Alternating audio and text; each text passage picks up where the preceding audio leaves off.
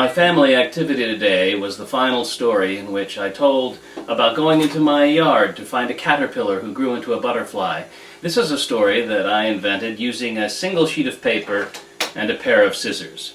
In order to tell this story, take the paper, fold it in half, lengthwise, like so, and then fold it almost in half the other way, leaving just a small amount overlapping. That little margin that overlaps will become the blade of grass, and I'll show you just how. I take the scissors, and for my first cut I cut off that overlapping flap, and what I get then is this piece of paper folded like two blades of grass. I hold the blades of grass, I just separate them lightly into a V, and then I fold forward and turn, fold forward and turn, and as I do this, I tell about pushing back the blades of grass to see what was lying behind them. And here you can have great fun, just making up whatever comes to mind. Colonies of ants, little roly-poly bugs, a tennis ball that you'd lost in the yard, let's see, or maybe a snake or something really exciting like that, or just one of those strange holes that goes underground and you don't know where it ends. But while you're talking about what you see in the yard, all the while you're doing this fold, flap over flap. It's a little accordion fold, and when you're finished, you take that squished piece of paper, open it up, and you have your tiny caterpillar. Now, finding the caterpillar, I took him home, and because I found him munching on leaves, I want to make some leaves for him to eat.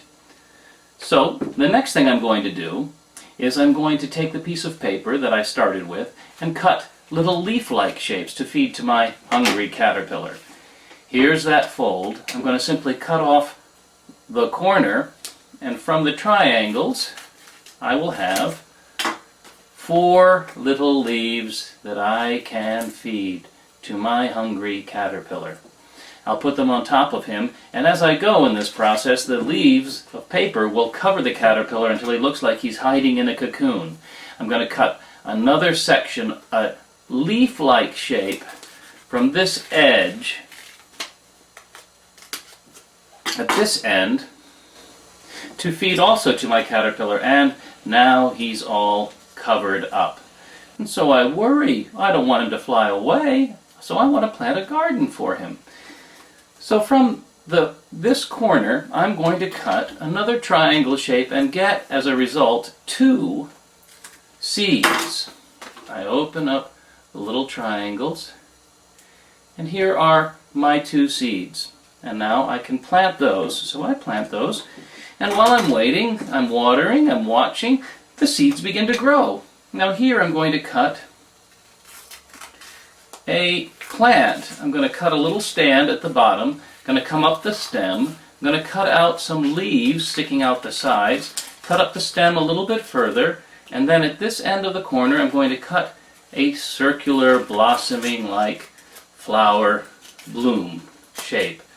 This piece I'll come to later, but here now is the piece that I've cut for my flowers. I need to trim the very top of the flower off and throw that piece of paper away, open up these folds, and I have 2 standing flowers growing from where I planted my seeds.